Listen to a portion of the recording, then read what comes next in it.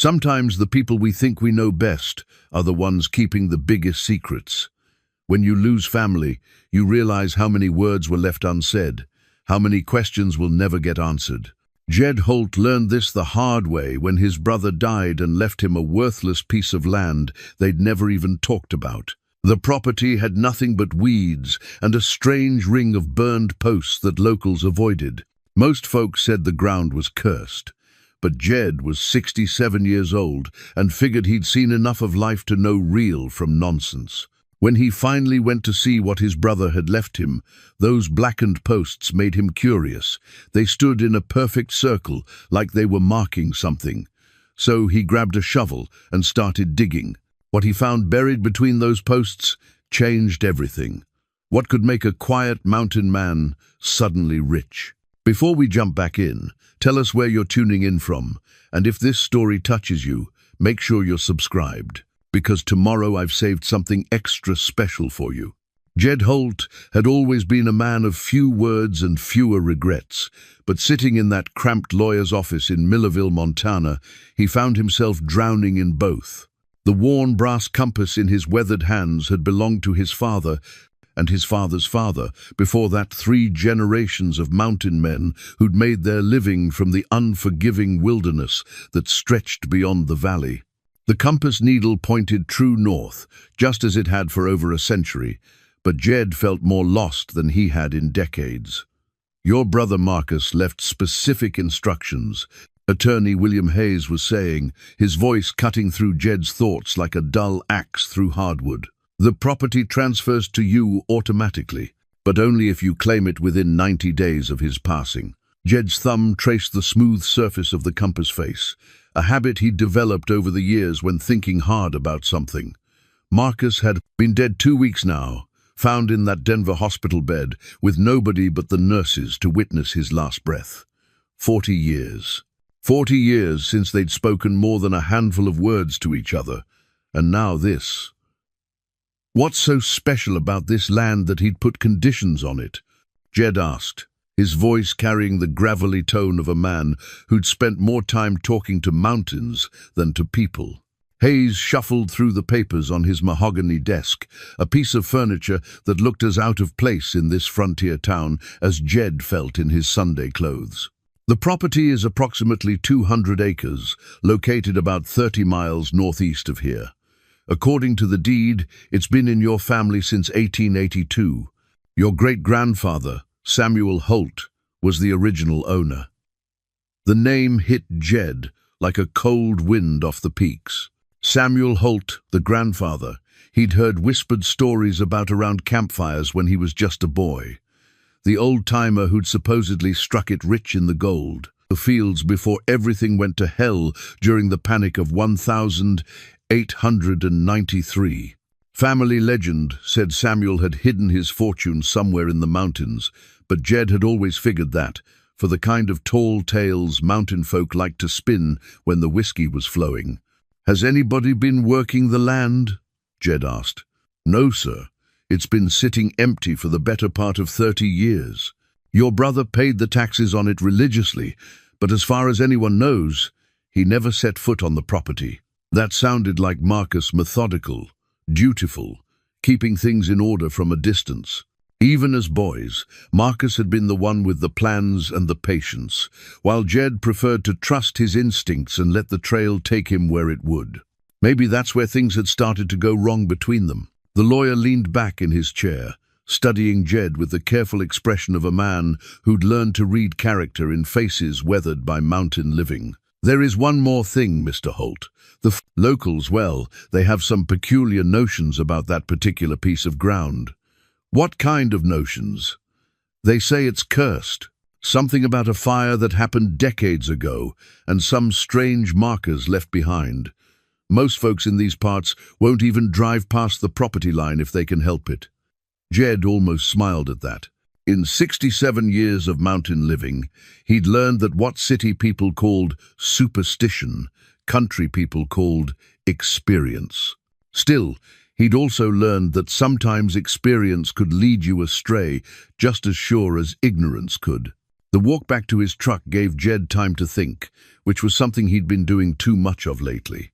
Millerville hadn't changed much since his last visit 5 years ago, still the same weathered storefronts, the same old-timers sitting on the porch of Murphy's General Store, watching the world go by like they were keeping score of something.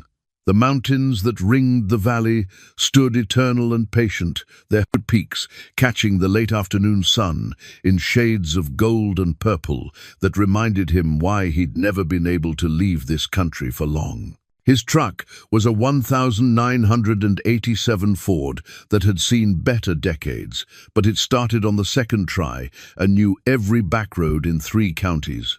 As he drove the familiar route back to his cabin, Jed's mind wandered to memories he'd kept buried for the better part of 4 decades. Marcus had been 2 years younger, but always seemed older somehow, always thinking 3 steps ahead, while Jed was still figuring out step 1. They'd been close, once closer than most brothers, their father used to say. They'd trapped together in the high country, shared the kind of silence that only comes between people who truly understand each other. But then came that winter of 1984, when everything between them had gone sideways over a woman, and words that couldn't be taken back. Sarah Mackenzie had been the prettiest girl in 3 counties, with auburn hair that caught the light like autumn leaves, and a laugh that could make even the grimmest old trapper forget his troubles. Both brothers had loved her, though neither had admitted it to the other until it was too late. When she'd chosen Marcus, Jed had felt something break inside him that went deeper than pride. When she died in that car accident 6 months later, that break had turned into a chasm that neither brother had known how to cross. The cabin came into view as Jed rounded the last bend, a solid structure of hand-hewn logs that his father had built in 1952, situated on 20 acres of good bottom land with a creek running through it. The place wasn't much to look at, but it had everything a man needed: fresh water, good hunting, and enough solitude to hear yourself think. Jed had added a workshop and expanded the kitchen over the years, but otherwise kept it much the same as his father had left it.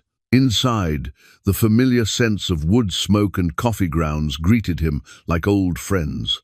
He hung his good jacket on the peg by the door and reached for the flannel shirt that had been his uniform for most of his adult life. The compass went into his shirt pocket, where he could feel its weight against his chest, a reminder of the men who'd come before him and the responsibilities they'd carried.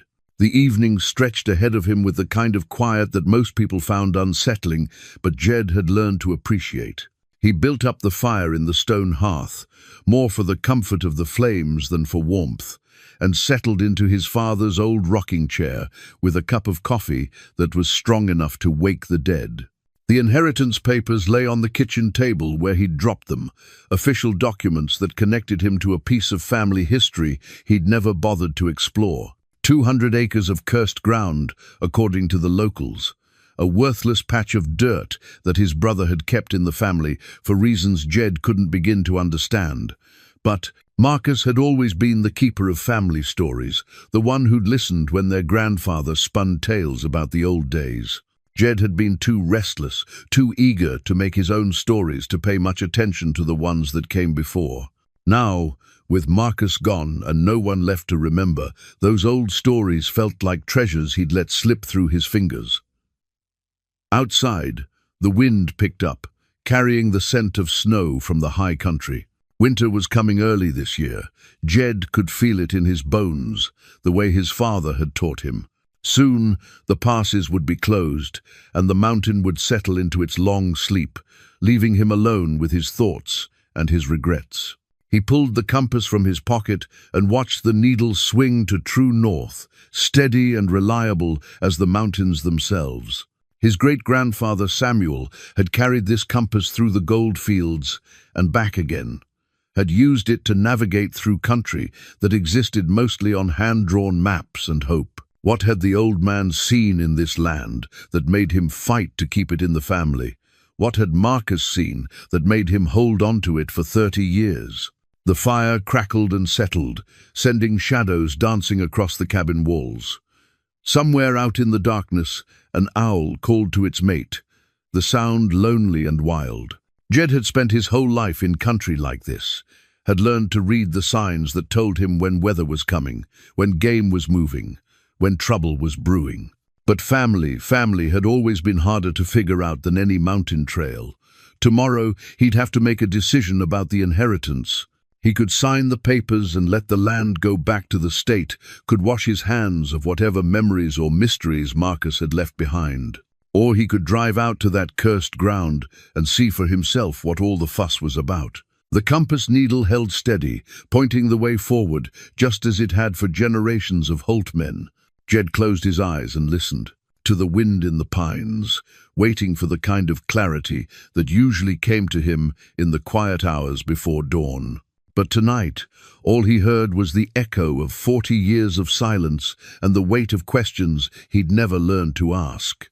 The drive to the inherited property took Jed through country he hadn't seen in decades, rolling hills that gave way to broken terrain, dotted with scrub pine and granite outcroppings. The old survey map he'd found, tucked in with the inheritance papers, lay spread across his passenger seat, its edges yellowed with age and marked with notations in faded ink. According to the document dated 1882, the land had been surveyed by one Ezra Whitman, who'd noted unusual stone markers in circular formation near the center of the property. Jed's truck bounced along the two-track road that served as the only access to the land, following fence lines that had long since given up any pretense of keeping anything in or out. The morning was crisp and clear, with a clear kind of blue sky that made the mountains look close enough to touch. But there was something about this particular stretch of country that felt different, emptier somehow, like the land itself was holding its breath. When he finally reached the property line, marked by a rusted gate hanging open on broken hinges, Jed understood why the locals had their superstitions. The landscape beyond the gate looked like something out of a fever dream. What should have been grassland was instead a patchwork of barren ground and scattered vegetation, as if the earth itself couldn't decide what it wanted to grow. And there, rising from the center of a natural clearing like the bones of some ancient creature, stood the ring of posts that had sparked his curiosity.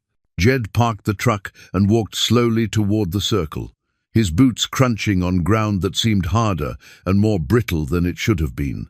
The posts there were 12 of them, stood roughly 8 feet tall, and were clearly hand-hewn, though time and weather had stripped away most of their bark.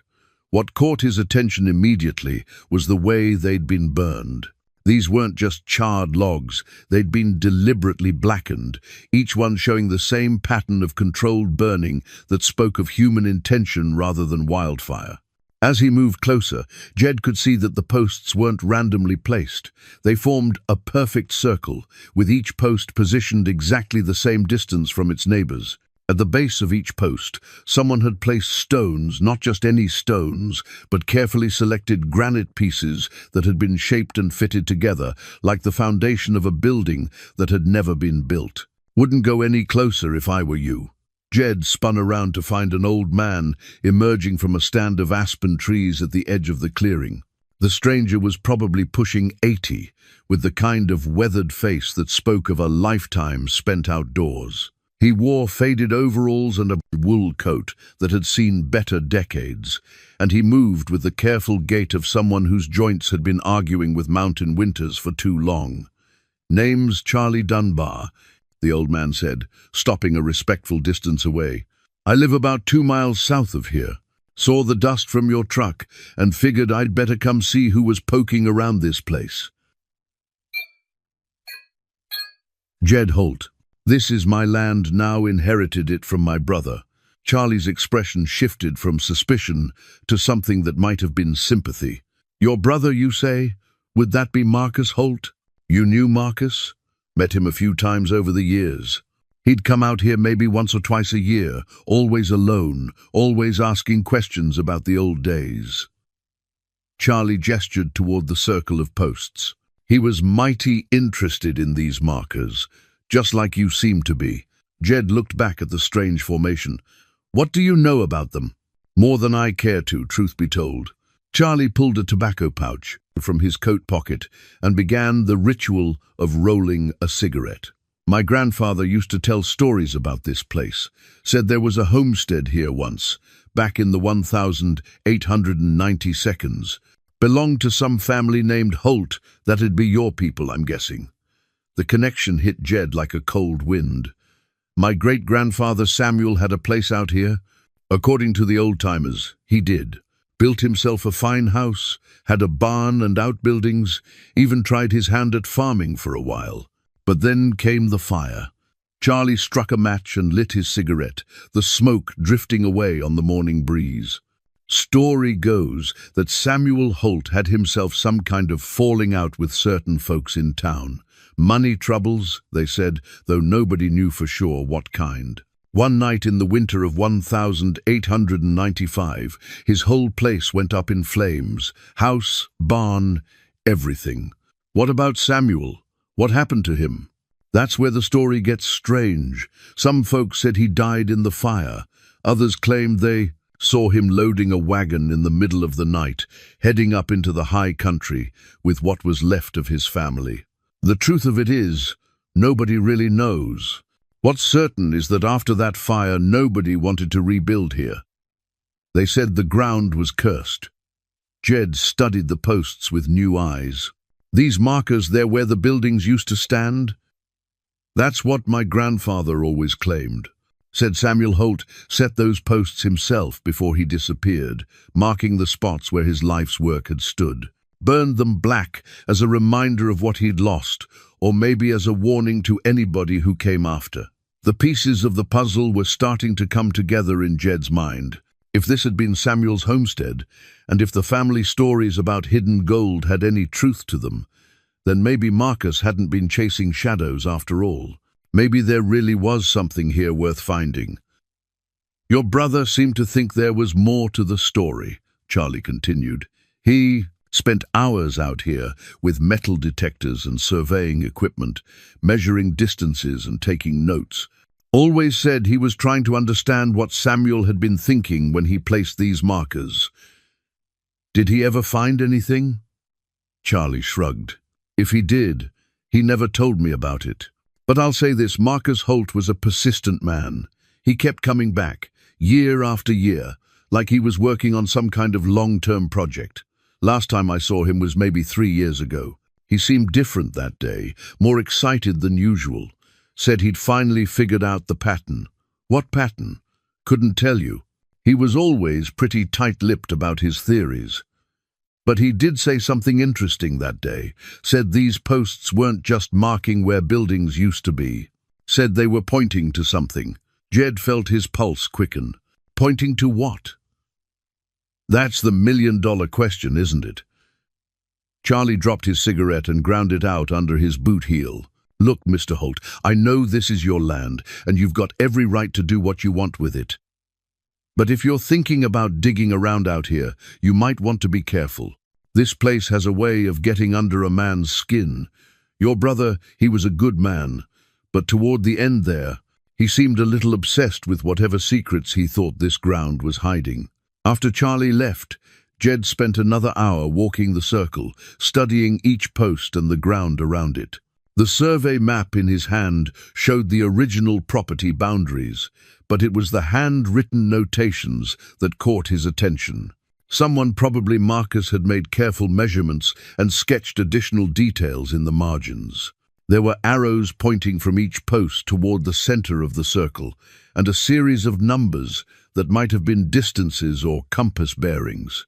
In the exact center of the circle, Jed found something that made him stop and kneel for a closer look. The ground here, it was different, darker somehow, and when he scraped away the surface layer of dirt with his boot, he found what looked like the remains of a stone foundation. Not much, just a few carefully placed rocks that might have once supported a building's corner posts. But it was enough to confirm that Charlie's story had some truth to it. As the sun reached its zenith and the shadows of the posts grew short and sharp, Jed made a decision that would change everything. He walked back to his truck, pulled a folding shovel from the toolbox, and returned to the center of the circle. If Samuel Holt had hidden something here, if Marcus had spent years trying to solve this puzzle, then maybe it was time for the last of the Holt men to finish what his family had started. The first bite of the shovel into the hard ground sent a satisfying vibration up through his arms. Whatever secrets this cursed land was keeping, Jed intended to find them. The cabin Jed discovered at the northern edge of the time property was like finding a piece of his brother's soul preserved in weathered logs and rusted tin. Marcus had built it simple but solid, one room with a stone fireplace, a sleeping loft, and windows positioned to catch the morning light. It wasn't meant for comfort so much as function, the kind of place a man might use as a base camp for a long campaign against the unknown. Jed pushed open the door, which hung straight despite decades of mountain weather, and stepped into what felt like a monument to obsession. The walls were covered with maps, photographs, and hand-drawn diagrams. Newspaper clippings about local history were pinned alongside geological surveys and copies of mining claims dating back to the 1,880 seconds. But it was the leather-bound journal lying open on the rough-hewn table that drew Jed's attention like a magnet draws iron. Marcus's handwriting hadn't changed since they were boys, still the same careful script that their mother had praised as neat as a preacher's sermon. The journal fell open to an entry dated just 3 months before Marcus's death. March 15th. Finally found grandfather's mining records in the Denver archives. Samuel Holt wasn't just a homesteader, he was a legitimate gold miner with claims registered in 3 counties. The records show he pulled over $50,000 worth of ore from the Broken Creek site in 1894. That's nearly $2 million in today's money. Question remains, what happened to it? Jed flipped through the pages, watching 4 years of research unfold in his brother's methodical documentation. Marcus had traced every piece of Samuel's story, from his arrival in Montana Territory through the mysterious fire that had destroyed his homestead. But more than that, he'd built a compelling case that their great-grandfather had been far more successful than family legend suggested. May 2nd. Spoke with elderly woman in Millerville whose grandfather knew Samuel. She remembers hearing that Samuel never trusted banks after the panic of 1893. Said he was convinced another financial collapse was coming and kept his wealth where God and government couldn't touch it. The phrase stuck with her all these years. The entries grew more excited as Marcus began to connect historical records with physical evidence on the land. He'd found fragments of melted glass and twisted metal in the area where the house had stood, confirming the fire had been intense enough to destroy everything above ground. But he'd also discovered something else, evidence that Samuel had been digging extensively before the fire occurred. August 10th, metal detector found iron fragments in circular pattern around the burned posts. They're not random, they follow exact spacing that corresponds to surveying measurements from the original land grant. Samuel was marking something. The posts aren't just memorial markers, they're a map. Jed set the journal down and looked around the cabin with new appreciation for his brother's dedication. This wasn't the work of a weekend treasure hunter or someone chasing childhood fantasies. Marcus had approached the mystery like a detective working a cold case, gathering evidence piece by piece until a picture began to emerge. On the wall above the table, Marcus had created what looked like a master diagram of the property. The 12 burned posts were marked with precise measurements, and lines were drawn, connecting them in various patterns. At the center of the diagram, where the lines intersected most frequently, Marcus had written a single word in red ink. Here, but Jed's attention was drawn to something else, a collection of photographs pinned to one corner of the wall. They showed the property as it existed now, but also included what appeared to be much older images. One photograph, sepia-toned and cracked with age, showed a prosperous-looking homestead with a large house, several outbuildings, and what looked like a mine shaft entrance carved into the hillside behind the main residence. Jed studied the old photograph carefully. If this was Samuel's place, Then the burned posts marked more than just building locations. They marked the sites of a substantial operation that had been deliberately destroyed. But why would a man burn down his own prosperous homestead? And why would he mark the location so precisely unless he planned to return? A loose page fell from the journal as Jed turned it, revealing a hand-drawn family tree that went back 5 generations. Marcus had traced the Holt lineage with the same methodical precision he'd applied to everything else, but it was the notations beside Samuel's name that caught Jed's attention. Marcus had written, "Disappeared 1,895 last seen, heading toward high country with loaded wagon. Possible destination, winter cabin near Broken Creek. Research suggests he had advance warning of trouble." The implications were starting to crystallize in Jed's mind.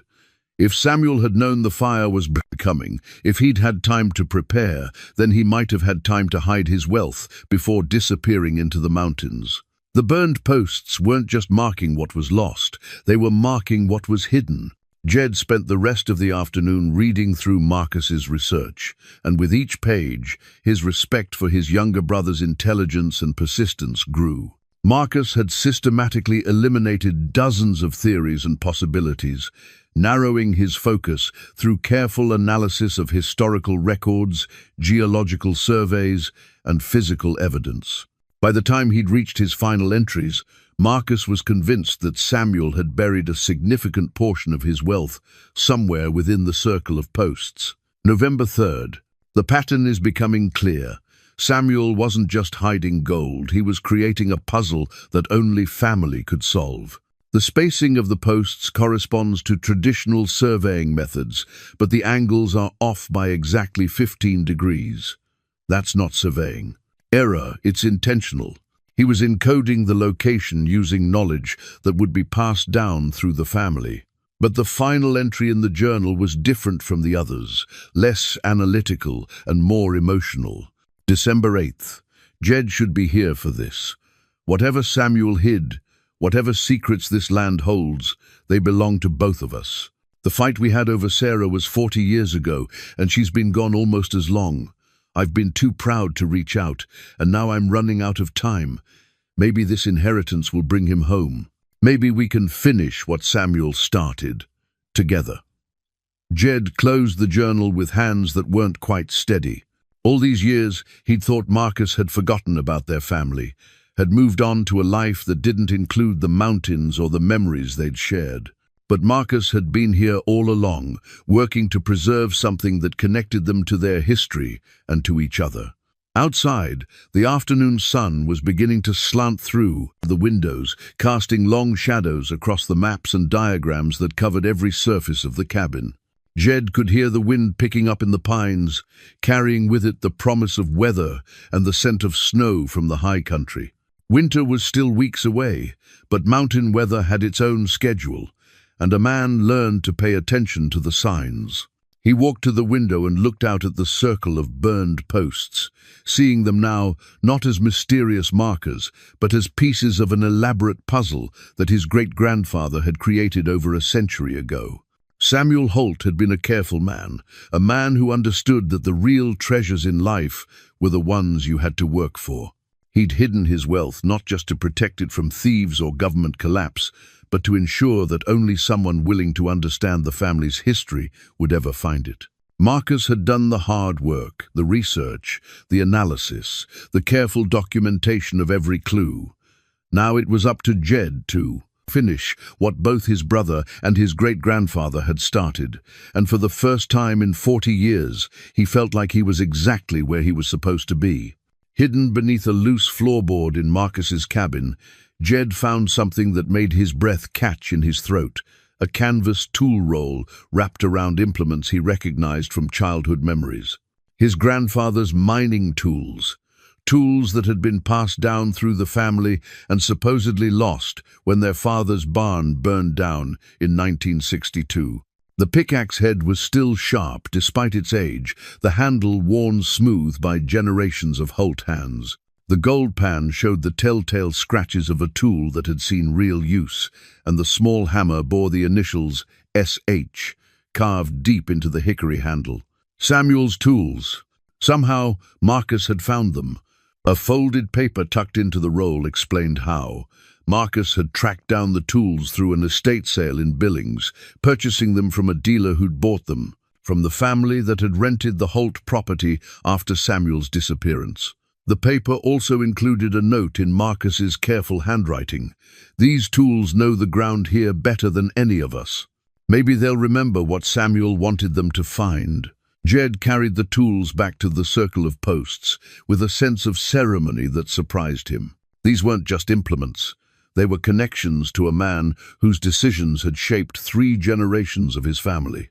As he hefted the pickaxe and felt its familiar weight, memories surfaced of his own father, teaching him how to read the color of dirt, how to tell hardpan from loose earth, how to follow a promising seam through bedrock and disappointment. The work went faster with proper tools, but it also went deeper. Using Samuel's pickaxe to break the hard ground felt like completing a conversation that had been interrupted over a century ago. Each swing of the tool revealed layers of earth that told the story of this place. The black ash layer from the fire, the older soil beneath that spoke of years when this land had been productive and cared for. But it was the systematic nature of the search that began to reveal patterns Samuel had encoded in the landscape. Following Marcus's diagrams, Jed worked outward from the center of the circle in a careful grid pattern, excavating small test holes at precise intervals. Most yielded nothing but rocks and clay, but a few showed signs of previous disturbance areas where the soil had been dug and refilled, where the normal layering of earth had been interrupted by human activity. "You're drawing attention, you know." Jed looked up from his digging to find Charlie Dunbar standing at the edge of the circle, but this time the old man wasn't alone. A younger fellow stood beside him, maybe 40 years old, with the kind of soft hands and clean clothes that marked him as a town dweller rather than someone who made his living from the land. "Name's David Crenshaw," the younger man said, stepping forward with the aggressive confidence of someone accustomed to getting his way. "I represent certain business interests that have had their eye on this property for some time." Jed leaned on Samuel's pickaxe and studied the man with the careful attention he'd learned to give strangers in the backcountry.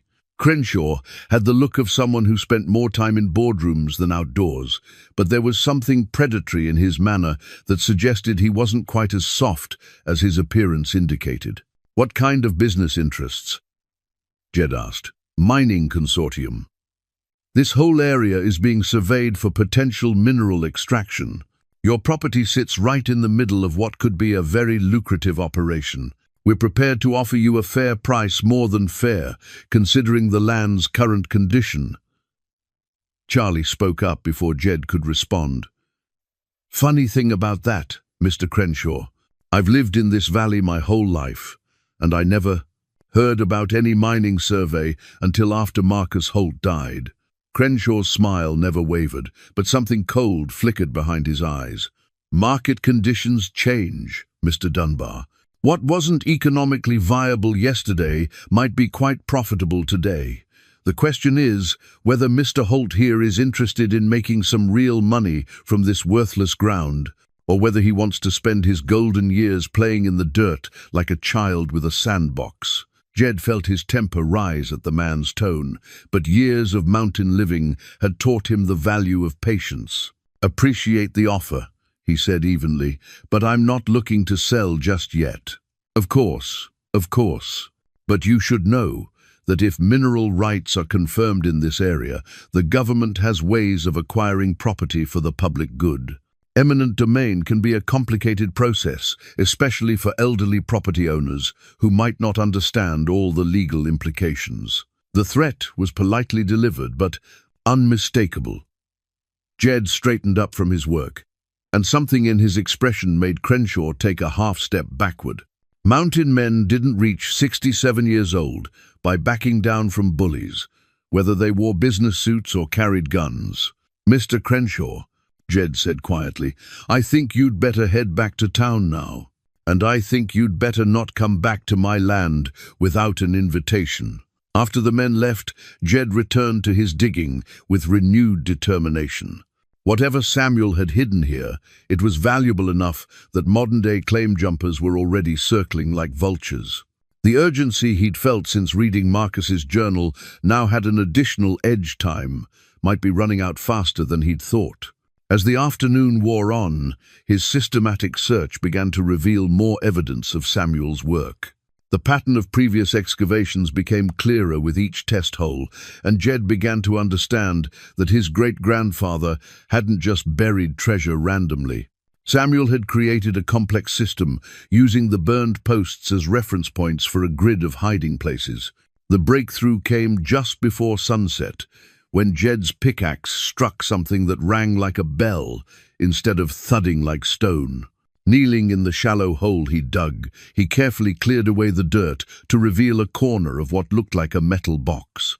His heart hammered as he worked to expose more of the object, but as the last light faded from the western sky, he forced himself to stop and cover his work with a canvas tarp. Samuel's treasure, or at least part of it, was real.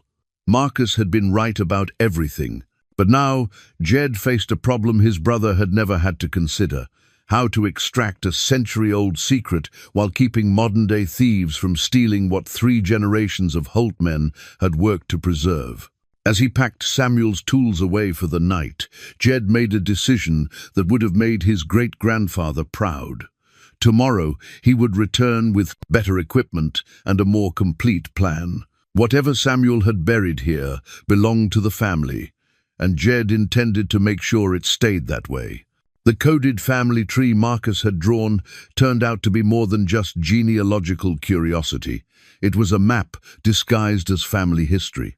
Jed discovered this truth when he found the original document tucked between the pages of a mining manual that had belonged to Samuel himself.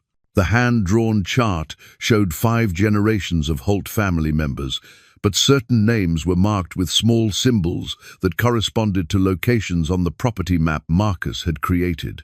Each burned post, Jed realized, represented not just a building that had once stood there, but a family member who had contributed to Samuel's operation. The main house post bore the symbol for Samuel himself, while the barn post was marked with the symbol for Samuel's brother Thomas, who had apparently helped with the mining operation before disappearing into the California goldfields in 1894. Every man in the family had a role, Jed murmured, tracing the connections with his finger. And every role had a location. The pattern was elegant in its simplicity. Samuel had encoded the treasure map using family relationships that would be meaningful to his descendants, but meaningless to outsiders. The distances between posts corresponded to birth years, marriage dates, and other significant family milestones. It was the kind of puzzle that could only be solved by someone who understood both the family history and the land itself. But understanding the code was only the beginning. As Jed worked through Marcus's notes, he began to comprehend the full scope of what Samuel had accomplished. The man hadn't just hidden gold. He'd created an entire system of caches spread throughout the property, each one protected by layers of misdirection and encoded clues. The metal box Jed had found the previous evening turned out to be just the first test. A relatively small cache designed to confirm that the finder understood the basic pattern. When he returned at first light and carefully excavated the container, he found it contained about 2 pounds of raw gold nuggets and a letter written in Samuel's own hand. "If you have found this, you understand the beginning of what I have preserved for our family. But this is only the first of 7 caches, each one larger and more carefully hidden than the last. The posts will guide you, but only if you remember that family is more than blood. It is the stories we pass down and the promises we keep." 7 caches. Jed sat back on his heels and whistled softly. If the first cache contained 2 pounds of gold, and if each subsequent cache was larger than the last, then Samuel had hidden a fortune that would make any man wealthy for life. But the letter contained a warning that made Jed's stomach tighten with unease. "I have hidden this wealth, not just to preserve it, but to protect our family from those who would take what we have earned through honest labor." The fire that destroyed our home was not an accident, and the men who set it will not hesitate to kill for what they believe I possess. Trust no one outside the family. Work alone. And remember that some secrets are worth more than the gold they protect. As Jed reread the letter, he understood why Marcus had worked in secrecy for so many years. The treasure wasn't just valuable, it was dangerous. Samuel had been murdered for his gold, or had at least been driven from his home by men willing to kill for it. Those men were long dead, but greed was a disease that passed from generation to generation. And David Crenshaw's visit proved that Samuel's fears were still relevant more than a century later. The second cache took Jed 3 days to locate, even with Samuel's clues and Marcus's research to guide him. It was hidden beneath the post that marked where the family cemetery had once been, protected by a false bottom that had been carved into the bedrock itself. The excavation required careful work with hand tools to avoid damaging what lay beneath. But when Jed finally pried up the stone slab that covered the hiding place, he found himself looking at a fortune in raw gold and silver that took his breath away. But more than the wealth itself, it was the care with which Samuel had preserved family mementos alongside the precious metals. Wrapped in oiled leather were photographs of Jed's great-great-grandmother, a woman he'd never seen, but whose eyes held the same stubborn determination he recognized in his own reflection. There were letters from family members who had scattered across the frontier, mining tools that had been passed down through generations, and a deed to additional property that Samuel had never told anyone he owned. He was preserving more than gold, Jed said aloud, his voice echoing in the small excavation. He was preserving us. The emotional weight of the discovery hit him, harder than he'd expected. For 40 years, he'd thought himself alone in the world, except for the brother who wouldn't speak to him. But Samuel's caches revealed a family history rich with stories of courage, determination, and the kind of loyalty that transcended death itself. Each item carefully preserved in the hiding places told a story about people who had faced hardship with grace and met challenges with the kind of quiet strength that built the West. But it was the discovery of Marcus's own contributions to the caches that nearly brought Jed to his knees. Wrapped alongside Samuel's treasures were items that Marcus had added over the years. Photographs of Jed taken from a distance, newspaper clippings about Jed's rare appearances in town, even a copy of a letter Jed had written to their parents 20 years earlier, in which he'd mentioned missing his younger brother. Marcus had been watching over him all these years, preserving memories of their relationship, even when they couldn't preserve the relationship itself. The realization was both heartbreaking and healing, a reminder that love didn't always know how to express itself, but rarely truly died. As the sun set on his 3rd day of excavation, Jed sat beside the second cache and tried to process what he'd learned. Samuel's treasure was real and substantial, but it came with complications that extended far beyond its monetary value. The gold represented not just wealth but responsibility to family, to history, and to the memory of people who had sacrificed everything to preserve something meaningful for future generations. Tomorrow he would begin searching for the 3rd cache, but tonight he needed to consider what he would do with Samuel's legacy once he'd found all 7 hiding places. The wealth could change his life, could buy him comfort and security for whatever years remained to him, but it could also buy him danger, as David Crenshaw had already proven. Looking up at the stars that filled the mountain sky, Jed felt the weight of 3 generations of family secrets settling on his shoulders. Samuel had hidden the treasure to protect it. Marcus had spent years working to uncover it.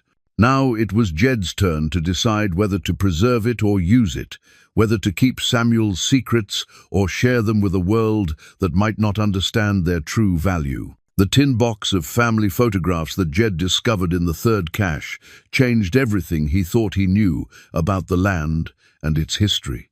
Unlike the previous hiding places, this one had been sealed with particular care, wrapped in multiple layers of oiled canvas and placed inside a wooden chest that had been treated with some kind of preservative that had kept moisture out for over a century.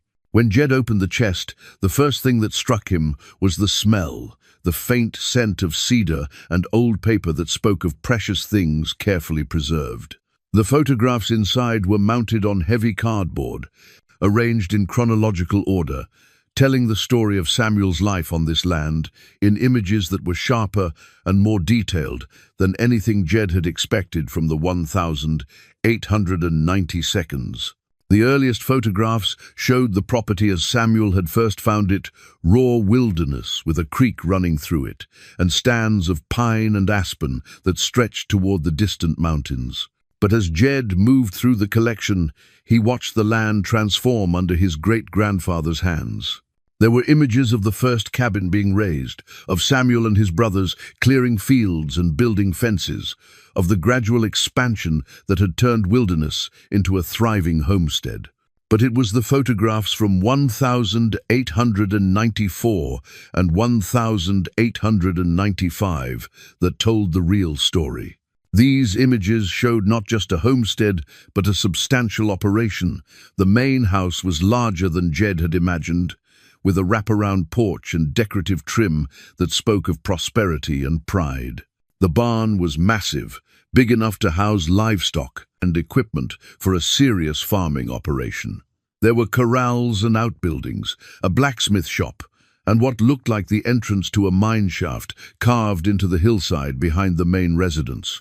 Most importantly, the photographs showed the exact locations of structures that had been completely erased by the fire. Where Jed had found only burned posts and scattered stones, Samuel's cameras had captured a world of buildings and fences, gardens and pathways that revealed how the property had been laid out in its prime. But the final photographs in the collection were the ones that made Jed's hands tremble as he held them.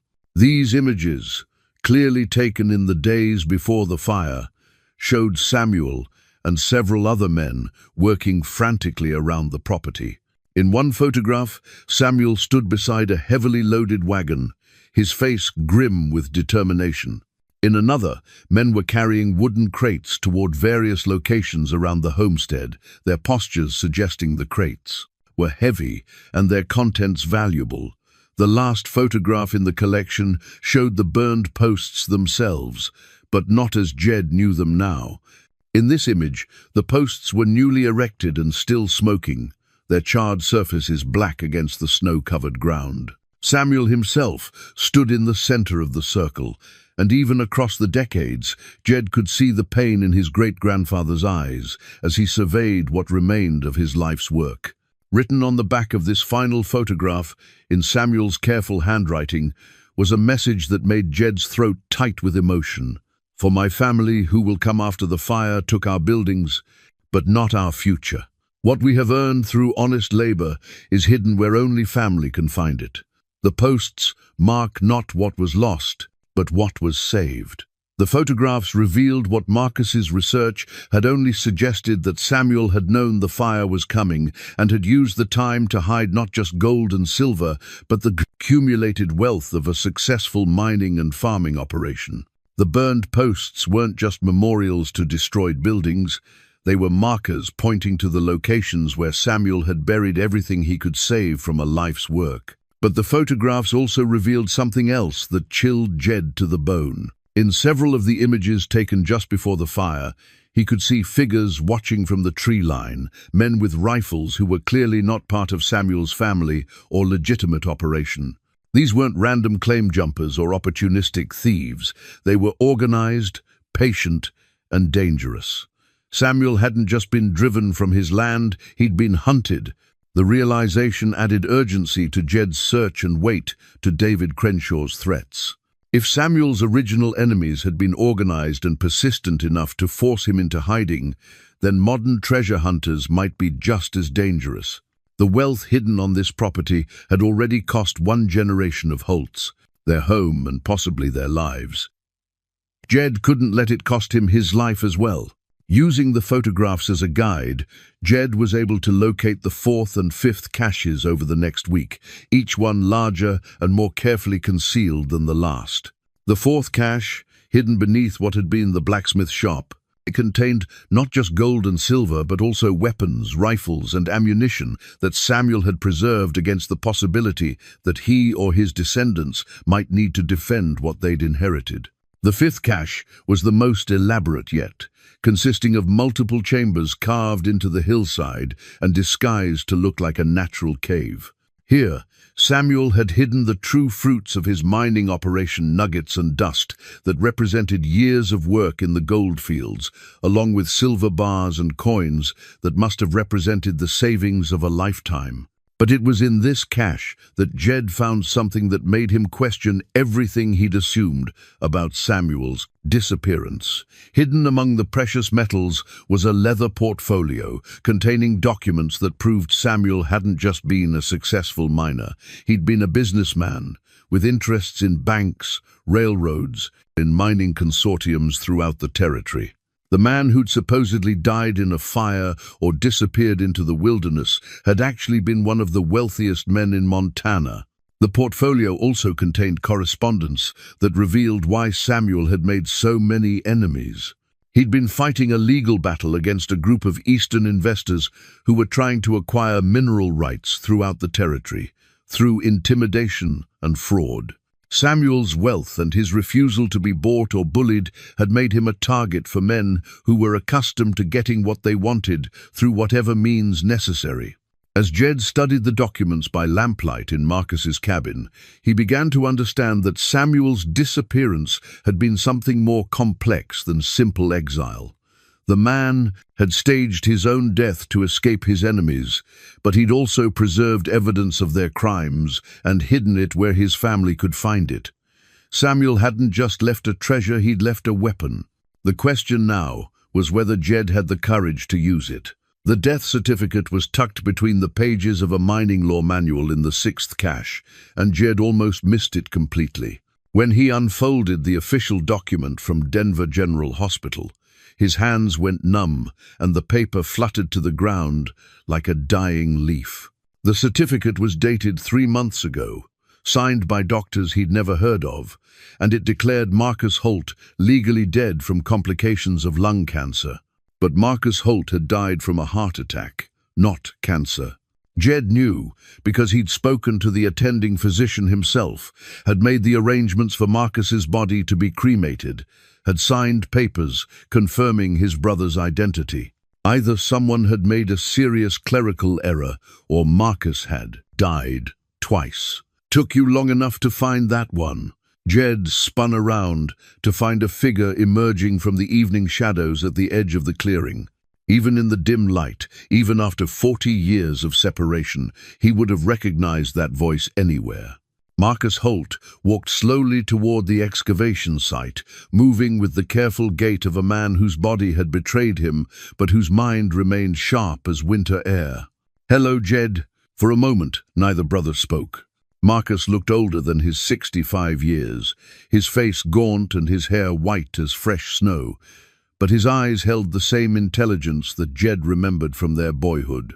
He wore the kind of practical clothes that marked him as a man who'd spent time in the mountains, and he carried himself with the quiet authority that had always made him seem older than his years. "You're supposed to be dead," Jed said finally. "I am dead. Officially. The paperwork's all in order. The cremation was witnessed by proper authorities, and you've got the ashes in a nice urn back at your place." Marcus gestured toward the excavation site. "But dead men don't pay taxes, and they don't have to worry about legal challenges to their property rights. Sometimes being dead is the safest way to stay alive." Jed felt anger rising in his throat like bile. "You let me think you were gone. You let me grieve for you. You grieved for me 40 years ago. When Sarah died, this was just making it official." Marcus's voice was quiet but not apologetic. "I needed you to find this treasure on your own, needed to know if you cared enough about family to finish what Samuel started. And I needed to know if you could be trusted with the truth about what we've inherited." Which is what, exactly? Marcus walked to the edge of the excavation and knelt beside the wooden chest that held Samuel's documents. More than just gold, brother. Much more. Samuel didn't just hide wealth, he hid evidence. Evidence of fraud, murder, and theft that goes back over a century. And some of the people he was fighting are still around today, or at least their descendants are. The pieces began falling into place in Jed's mind, like stones tumbling down a mountainside. Crenshaw. David Crenshaw's great-grandfather was Franklin Crenshaw, one of the Eastern investors who tried to steal Samuel's land through legal manipulation and intimidation. When that didn't work, they burned him out and forced him into hiding. But Samuel was smarter than they gave him credit for. He documented everything, the bribes, the threats, the murders of other property owners who wouldn't sell. All of it preserved in those caches you've been finding. Marcus pulled a thick folder from inside his jacket and handed it to Jed. I've spent the last 4 years putting together a case that would destroy the Crenshaw family's business empire if it ever saw the inside of a courtroom. They know it, which is why they've been so eager to acquire this land. They're not looking for mineral rights, they're looking for the evidence that could send half their board of directors to prison. Jed opened the folder and found himself looking at copies of documents that traced a pattern of criminal activity spanning 5 generations. Bank records, mining claims, property deeds, all of them showing how the Crenshaw family had built their fortune through theft, fraud, and violence. And all of it documented by Samuel Holt's careful record-keeping and preserved in the caches he'd hidden on family land. Why didn't you just take this to the authorities years ago? Because the authorities include judges and politicians who've been in the Crenshaw family's pocket for decades. And because I needed to make sure the evidence was complete before I moved against them. One mistake, one missing piece of the puzzle, and they'd use their influence to bury everything and come after us with everything they had. Marcus stood up slowly, wincing as his joints protested the movement. But mostly because I needed to know if you'd stand with me when the time came. 40 years ago, we let pride and grief tear us apart. I couldn't risk that happening again when the stakes were this high. The silence stretched between them like a canyon neither man knew how to cross. Jed studied his brother's face, looking for signs of deception or manipulation, but all he saw was the same stubborn determination that had driven Marcus to solve Samuel's puzzle in the first place. The cancer, Jed said finally. That part's real, isn't it? Marcus nodded. 6 months, maybe 8 if I'm lucky. That's why I couldn't wait any longer to bring you into this. The Crenshaws have been circling this property like vultures ever since they heard I was dying. If I'd actually died without resolving this, they would have found a way to steal everything Samuel preserved. And if I hadn't been interested in the inheritance, if I'd just signed the papers and walked away, then I would have destroyed the evidence and let the Crenshaws have what they wanted. Some battles aren't worth fighting if you're fighting them alone. Marcus's voice was steady, but Jed could hear the emotion underneath. But you didn't walk away. You came here. You did the work. You figured out what Samuel was trying to tell us. That tells me you're still the brother I remember, still someone I can trust with family secrets. Jed looked around the excavation site, at the tools and equipment that represented weeks of backbreaking work, at the treasures and documents that revealed a family history more complex and dangerous than he'd ever imagined. Then he looked back at Marcus, seeing not the stranger who'd been absent from his life for 40 years, but the brother who'd shared his childhood and his dreams before pride and grief had driven them apart. So what happens now? Now we finish what we started, together. Marcus pointed toward the center of the circle of posts. There's one more cache, bigger than all the others combined. Samuel's final hiding place, where he put everything he thought was most important. We find that, and then we decide what to do with what we've inherited. And after that, Marcus smiled for the first time since he'd emerged from the shadows. After that, we give the Crenshaw family something they've had coming for over a century. And maybe, if we're lucky, We get to be brothers again before it's too late. The original gold cache map that Marcus produced from his jacket pocket was unlike anything Jed had seen in the previous excavations. This wasn't just Samuel's careful handwriting documenting hiding places. It was a master plan that revealed the true scope of their great-grandfather's preparations. The map showed not just the locations of the 7 caches, but the connections between them, the way each hiding place had been designed to lead to the next, in a sequence that would only make sense to someone who understood both the family history and the land itself. Samuel wasn't just hiding treasure, Marcus explained as they studied the map by lamplight. He was creating a test, a way to ensure that only someone who truly understood the family legacy would ever find the final cache. The 7th hiding place was marked at the exact center of the circle of posts, but according to Samuel's map, it couldn't be accessed until all the previous caches had been found and their contents properly arranged. Each cache had contained not just wealth and documents, but specific keys, some literal, some symbolic, that were required to open the final repository. It's like a bank vault, Jed said, studying the intricate diagram Samuel had drawn. Multiple locks, multiple keys, all designed to keep the wrong people out. Exactly. And from what I can determine, the final cache contains more than just gold and silver. Samuel hid the original mining claims there, along with deeds to properties throughout the territory that the family never knew it owned. If even half of this is accurate, we're not just inheriting a treasure, we're inheriting an empire. But as the brothers worked through the night to prepare for the final excavation, it became clear that Samuel's enemies had evolved with the times. Marcus's cell phone rang just after midnight, and the conversation that followed made both men's blood run cold. "That was my contact at the county courthouse," Marcus said after hanging up. "The Crenshaw family filed an emergency injunction 3 hours ago, claiming this property contains toxic materials that require immediate environmental assessment.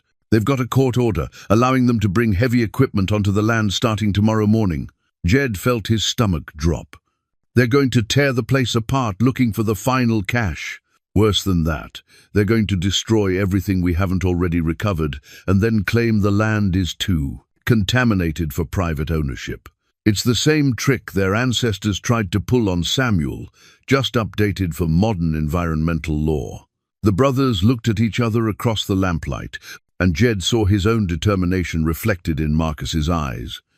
They had perhaps 6 hours before the Crenshaw family's crews arrived with bulldozers and legal authority. 6 hours to find and secure Samuel's final cache, or lose everything their family had preserved for over a century. "Tell me everything you know about the final hiding place," Jed said. Marcus spread Samuel's detailed drawings across the table, weighing down the corners with rocks they'd collected from the excavation sites. "According to these diagrams, the final cache is accessed through a tunnel system that Samuel carved into the bedrock. The entrance is hidden beneath the exact center of the circle, but it's protected by a mechanism that requires specific items from each of the previous caches to open." "What kind of mechanism?" Samuel was a mining engineer before he was a farmer.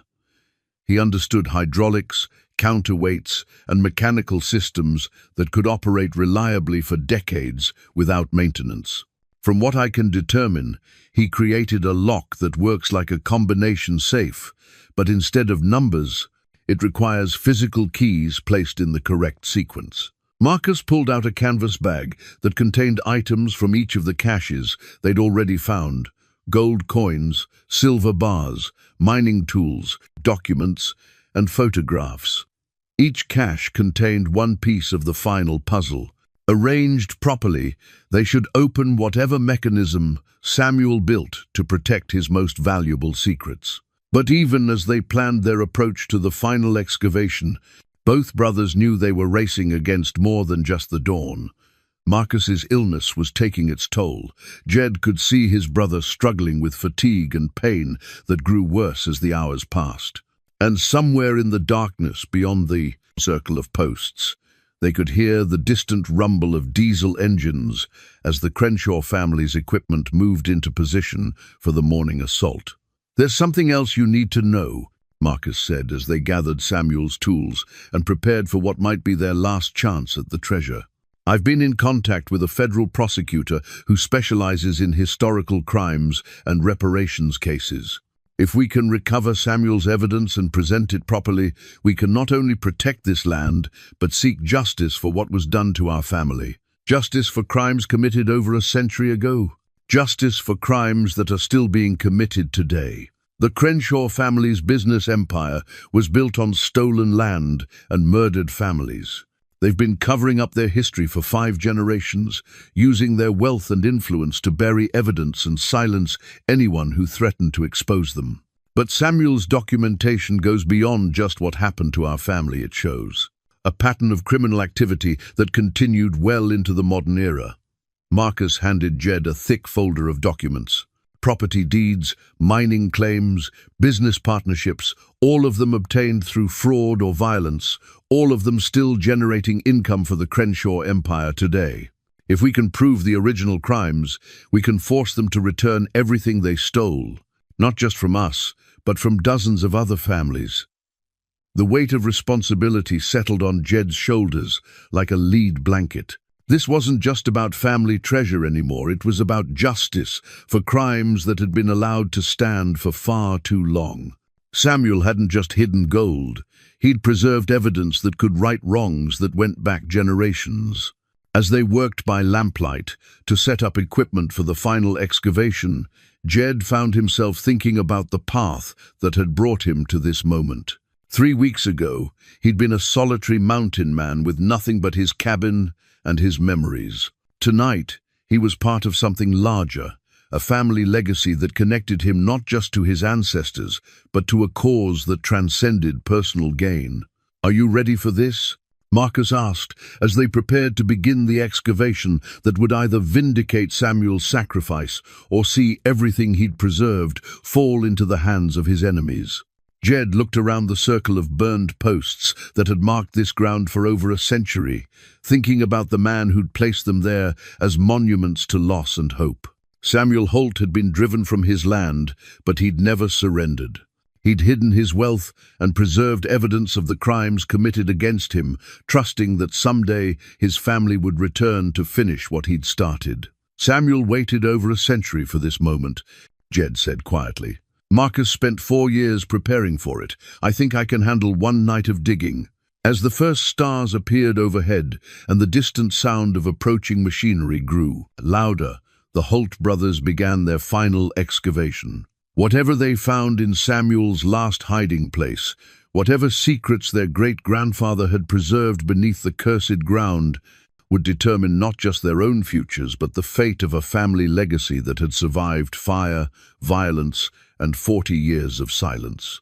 The time for hiding was over. The time for justice had come, and somewhere in the darkness beneath their feet, Samuel Holt's final treasure waited to be discovered by the grandsons who had finally learned to work together again. The pickaxe bit into the hard ground with a sound like thunder, and the brothers began their race against time. The golden family locket that emerged from the earth at exactly 4:30 in the morning was more than just the first piece of Samuel's final treasure. It was proof that they'd found the right place at the right time. Jed's hands trembled as he wiped away the dirt that had protected the delicate piece for over a century, revealing an intricate design that depicted a mountain landscape with a cabin nestled in the valley below. "Look at this," he whispered, holding the locket up to the lamplight. Marcus leaned closer, squinting through his exhaustion to see the details that had been preserved beneath decades of earth. When Jed pressed the tiny clasp, the locket opened to reveal 2 photographs, a stern-faced man with eyes that held the same determination Jed recognized in his own reflection, and a woman whose gentle smile seemed to reach across the years with warmth and grace. "Our great-great-grandparents," Marcus said softly. "Samuel's parents. I've never seen pictures of them before." But the locket was just the beginning. As the brothers continued their careful excavation in the growing light of dawn, they uncovered evidence of wealth that exceeded even their most optimistic projections. Gold nuggets the size of chicken eggs lay scattered among silver bars that bore the marks of professional refineries. Leather pouches contained gold dust so pure it seemed to glow with its own inner light, and wooden boxes protected coins from mints throughout the Western Territories. "Sweet Jesus!" Jed breathed as they uncovered chest after chest of precious metals. Samuel wasn't just wealthy, he was one of the richest men in the territory, and smart enough to hide it where nobody would think to look, Marcus added, pulling a canvas bag from one of the wooden chests. But look at this, he didn't just preserve wealth, he preserved the family itself. The bag contained dozens of personal items that told the story of Samuel's life and the lives of the family members who had come before him. There were letters from relatives who had scattered across the frontier, daguerreotypes of family gatherings, children's toys that had been carefully wrapped and stored, and a Bible that contained a handwritten family tree going back 7 generations. But it was the sound of approaching vehicles that cut through their celebration of discovery. The rumble of diesel engines and the clatter of heavy equipment announced that the Crenshaw family's crews had arrived earlier than expected, and they were moving fast toward the circle of posts. "We've got company," Marcus said, struggling to his feet and grabbing his rifle from where he'd leaned it against one of the burned posts. Jed looked up from the excavation to see a convoy of trucks and earth-moving equipment approaching across the open ground, led by a black SUV that could only belong to David Crenshaw himself. Behind the lead vehicles, Jed could see the distinctive yellow of bulldozers and excavators machines designed not for careful archaeological work, but for wholesale destruction of everything in their path. "They're not here to search," Jed realized with growing alarm. "They're here to destroy everything and claim the land was too damaged for private ownership." Marcus checked his rifle and handed Jed a second weapon from their equipment pile. "Samuel's final cache is still down there. If we let them tear up this ground, we'll lose everything he preserved, not just the gold, but the evidence." The convoy stopped just outside the circle of posts, and David Crenshaw emerged from the lead vehicle, accompanied by 2 men who had the look of private security rather than environmental technicians. Behind them, the operators of the heavy equipment began unloading their machines with the efficiency of people who'd done this kind of work before. "Mr. Holt," Crenshaw called out, his voice carrying across the morning air with false authority, "I'm afraid you're going to have to vacate this area immediately. We have a court order requiring environmental assessment of potential toxic contamination." "Funny thing about that court order," Marcus called back, pulling a folded document from his jacket pocket. "I took the liberty of having it reviewed by a federal judge who specializes in environmental law. Turns out your injunction was filed under false pretenses, with insufficient evidence." Crenshaw's confident expression faltered for the first time since Jed had met him. "That's impossible. The paperwork was filed through proper channels." Proper channels that included bribing a county clerk to backdate the filing and forge environmental test results, Marcus continued, his voice growing stronger despite his physical exhaustion. "The same kind of fraud your family has been committing for over a century." The standoff stretched across the morning light like a line drawn in the dirt. Jed could see more vehicles approaching in the distance, but these weren't construction crews. The distinctive markings on the approaching SUVs identified them as federal agents, and Jed realized that Marcus had been planning this confrontation for longer than he'd admitted.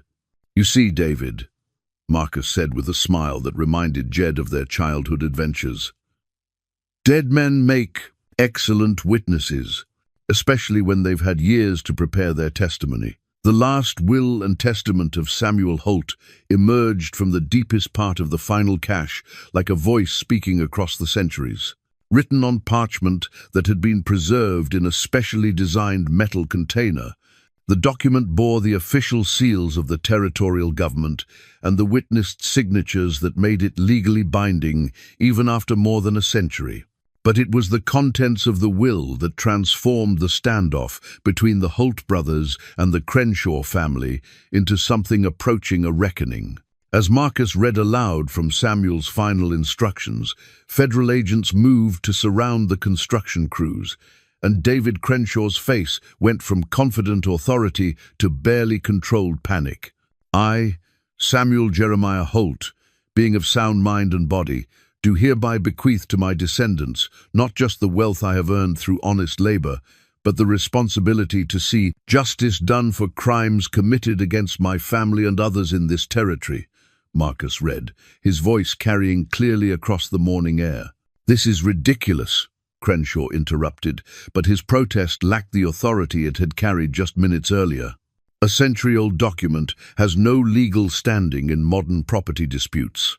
Actually, it does, said Agent Sarah Martinez, the lead federal investigator who had emerged from one of the approaching vehicles, especially when that document is accompanied by detailed evidence of ongoing criminal conspiracy spanning 5 generations. Marcus continued reading from Samuel's will, and with each paragraph, the true scope of the Holt family's inheritance became clear. Samuel hadn't just hidden gold and silver, he'd preserved legal claims to mining rights, water rights, and property deeds that covered thousands of acres throughout the territory. More importantly, he documented the systematic theft of those rights through bribery, intimidation, and murder. The family of Franklin Crenshaw has stolen what righteous men earned through honest work, Marcus read from the will. They have murdered my neighbors, burned my home, and driven my family into exile. But they have not stolen our future. The wealth I have hidden will provide for my descendants, and the evidence I have preserved will ensure that justice is done, no matter how many years must pass before that justice comes. Agent Martinez stepped forward with a warrant that had been prepared based on Marcus's evidence. David Crenshaw, you're under arrest for conspiracy to commit fraud, destruction of historical documents, and violation of federal reparations statutes. The Crenshaw family's assets are hereby frozen, pending investigation of claims dating back to 1895. As federal agents moved to arrest Crenshaw and secure the construction equipment, Jed and Marcus returned to the final cache to complete their excavation of Samuel's inheritance. What they found in the deepest chamber of their great-grandfather's hiding place exceeded even the wealth they'd already recovered. Samuel had preserved not just precious metals, but the complete records of his business operations, bank accounts, investment portfolios, and partnership agreements that had been generating income for over a century. The Holt family hadn't just inherited a treasure, they'd inherited a legacy that made them among the wealthiest landowners in the state. But more than the material wealth, it was Samuel's final letter that brought both brothers to tears. Written in his careful handwriting and addressed simply, "To my family," the letter revealed the heart of a man who had sacrificed everything to preserve something meaningful for future generations. "I do not know if I will live to see my grandchildren, or if they will live to read these words," the letter began. "But I know that family is stronger than the greed of evil men, and love endures longer than the hatred that drives them. The gold I have hidden will provide for your needs, but the memories I have preserved will nourish your souls. Remember that wealth means nothing without family to share it with, and justice means nothing without the courage to pursue it." As Jed finished reading his great-grandfather's words, he looked across the excavation site at Marcus, seeing not the stranger who had been absent from his life for 40 years, but the brother who had spent those years working to preserve their family's legacy. The fight that had driven them apart suddenly seemed small compared to the bonds that connected them to each other and to the generations that had come before. "We did it," Marcus said quietly, his voice hoarse with exhaustion and emotion. "We finished what Samuel started." "No," Jed replied, helping his brother to his feet, as federal agents continued their work of securing evidence and arresting the Crenshaw family's associates. "We started something new. Samuel gave us the foundation, but what we build on it, that's up to us." Around them, the circle of burned posts stood like sentinels in the morning light, no longer marking sites of destruction, but monuments to perseverance and the power of family bonds to transcend time itself. The cursed ground had given up its secrets at last, and the treasure it had guarded was more precious than gold. It was the restoration of connection between brothers who had found their way home to each other and to their shared history. 6 months later, the family photograph that Charlie Dunbar took of the Holt brothers would become the centerpiece of a small museum that now occupied the restored main house on Samuel's old homestead.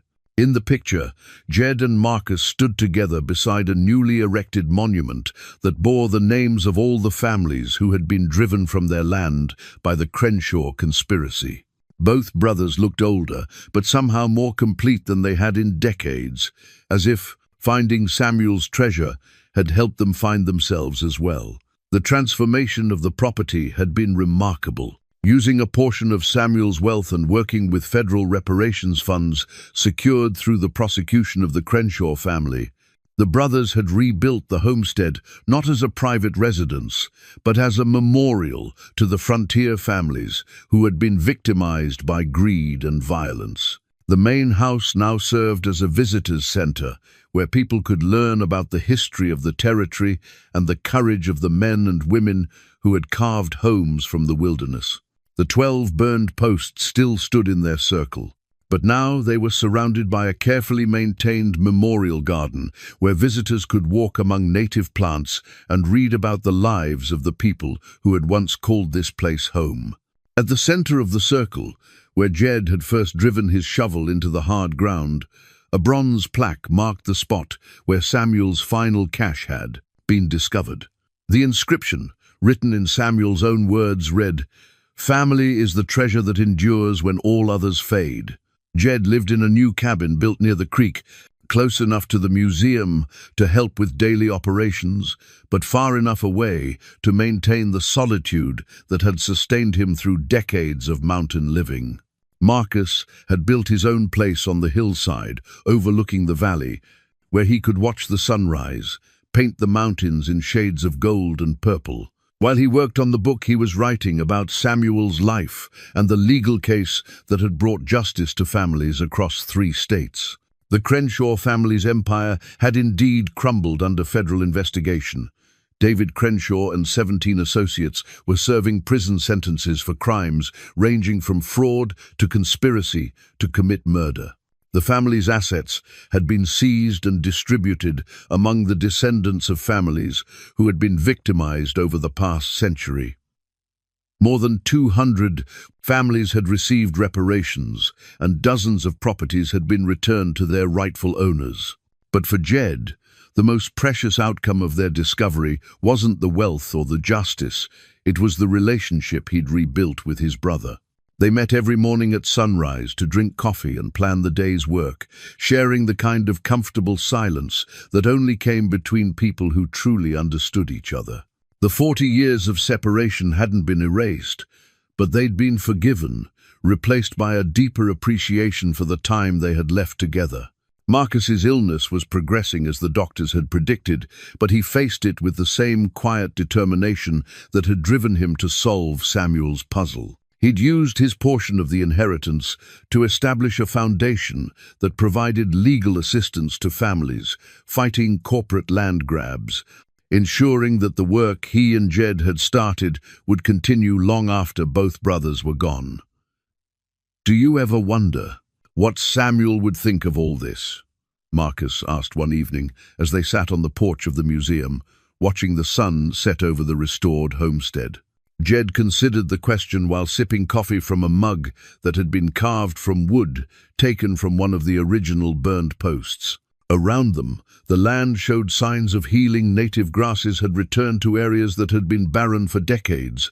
Wildlife was thriving in the restored habitat, and the creek ran cleaner than it had in living memory. "I think he'd be proud that we finished what he started," Jed said finally. "But I think he'd be prouder that we did it together." A small group of visitors was walking through the memorial garden, reading the plaques that told the stories of families who had fought to preserve their way of life against overwhelming odds. Among them was a young couple with 2 children, and Jed watched as the parents explained to their kids about the importance of remembering history and honoring the sacrifices of those who came before. "You know what the best part of this whole thing is?" Marcus said, following Jed's gaze toward the family in the garden. "What's that?" "Those kids will grow up knowing that sometimes the good guys really do win, that family and justice and doing what's right actually matter in the end." As the evening stars began to appear overhead, the brothers sat in comfortable silence, listening to the wind in the pines and the distant call of coyotes in the hills. The cursed ground had been transformed into a place of healing and remembrance, and the treasure that Samuel had hidden beneath it had proven to be more valuable than gold. It was the knowledge that some bonds are strong enough to survive any separation, and some truths are worth preserving no matter how long it takes to reveal them. In the morning, there would be work to do, visitors to guide, stories to tell, and a legacy to maintain. But tonight, for the first time in 40 years, the Blue Holt brothers were exactly where they belonged. Home, together, and at peace with the choices that had brought them to this place, where family memories were more precious than treasure, and the future was built on foundations laid by those who had the courage to fight for what they believed in. The photograph that would preserve this moment captured more than just 2 men standing beside a monument. It captured the completion of a journey that had begun over a century ago, when Samuel Holt placed his burned posts in the earth and trusted that someday his family would return to claim what he had preserved for them. The treasure had been found, justice had been served, and most importantly, the family had been restored.